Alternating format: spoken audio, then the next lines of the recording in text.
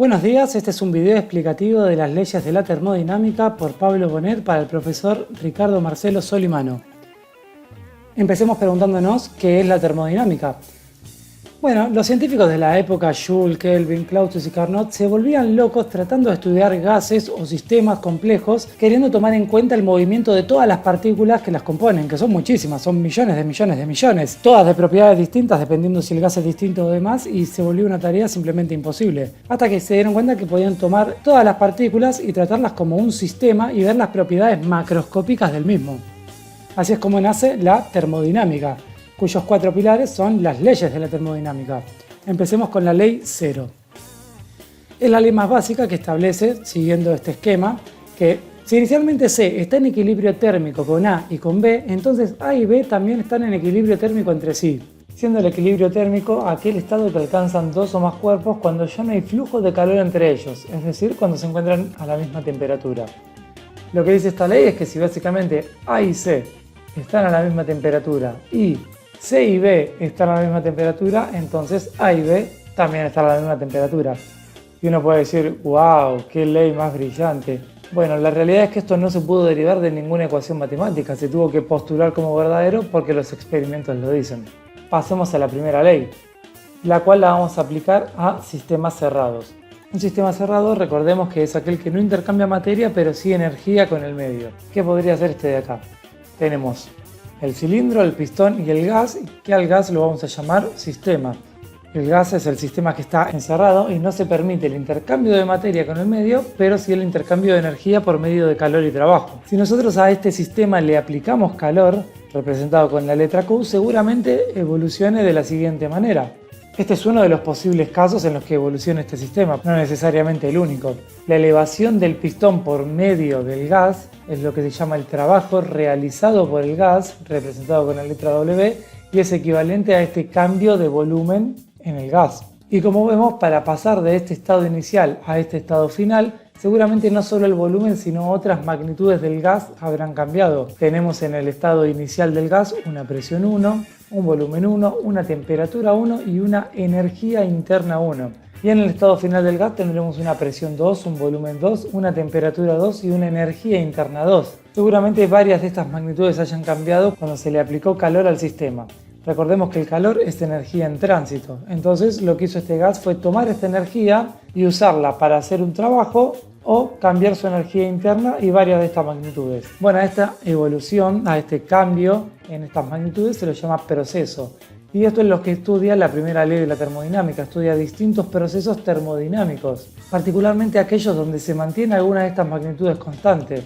Por ejemplo, el isobárico, que es a presión constante, el isotérmico, que es a temperatura constante, el isométrico a volumen constante y el adiabático, que es aquel que no deja entrar ni salir calor, haciendo hincapié en las magnitudes calor, trabajo y energía interna del gas. Y tomando la siguiente convención de signos. Cuando entra calor al sistema, que es en el caso anterior, ese calor se lo toma como positivo.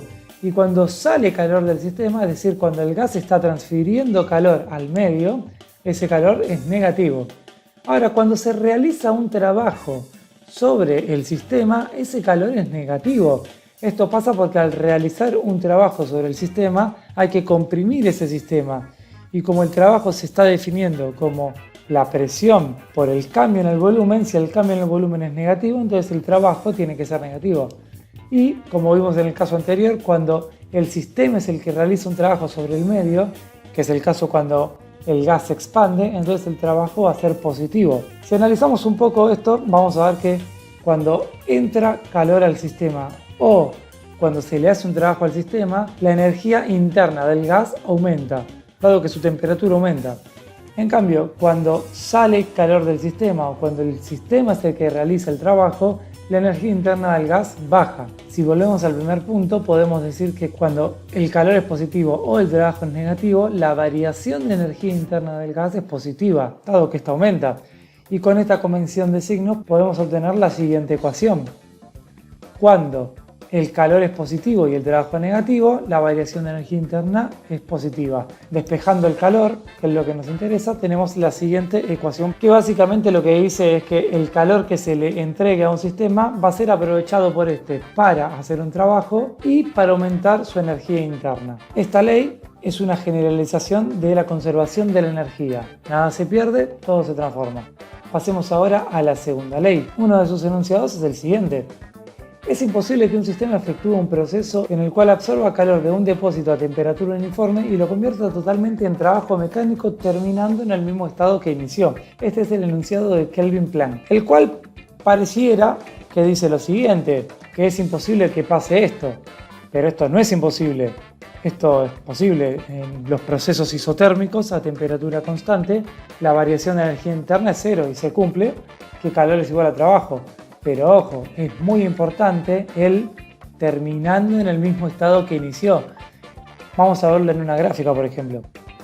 En un proceso isotérmico podemos iniciar en este punto y terminar en este punto, siendo el proceso en este sentido, y vamos a ver que se cumple que el calor es igual al trabajo. Pero claro, no estoy en el mismo estado que inicié. El estado inicial es este de acá, con una presión inicial. El estado final es este de acá, con una presión final. El estado inicial también tiene un volumen diferente que el estado final. Y acá es cuando yo dije, bueno, invierto el sentido, vuelvo por esta isoterma y de nuevo el calor va a ser igual al trabajo. Y de hecho, volví a aprovechar calor en trabajo, pero no. Porque si invierto el sentido estoy comprimiendo el gas. Y dijimos que cuando el gas se comprime, o sea, se está realizando un trabajo sobre él, el trabajo es negativo. Ergo, el calor también es negativo. Y como vimos en la convención de signos, cuando el calor es negativo es porque está saliendo calor del sistema. Es decir, el sistema es que está transfiriendo calor hacia afuera, el mismo calor que ganó inicialmente. Entonces sí, es imposible por cualquier medio volver a este punto ahora, quedándome con todo el calor que me dieron transformado en trabajo mecánico.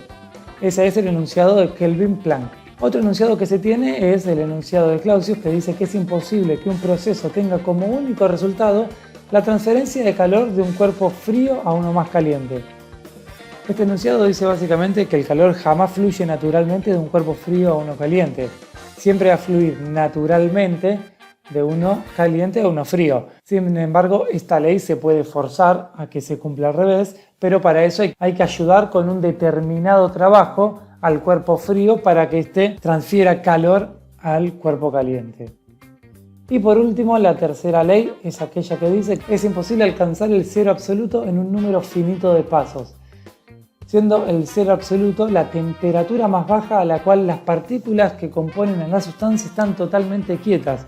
Porque recordemos que la definición microscópica de temperatura era una medida proporcional a la energía cinética de traslación de las partículas del sistema o del gas. Entonces, la temperatura más baja, si está relacionada con la energía cinética de traslación, sería aquella temperatura en la cual las partículas están totalmente quietas. Bueno, estas fueron las 4 leyes de la termodinámica explicadas para el profesor Solimano. Nos vemos en el próximo video.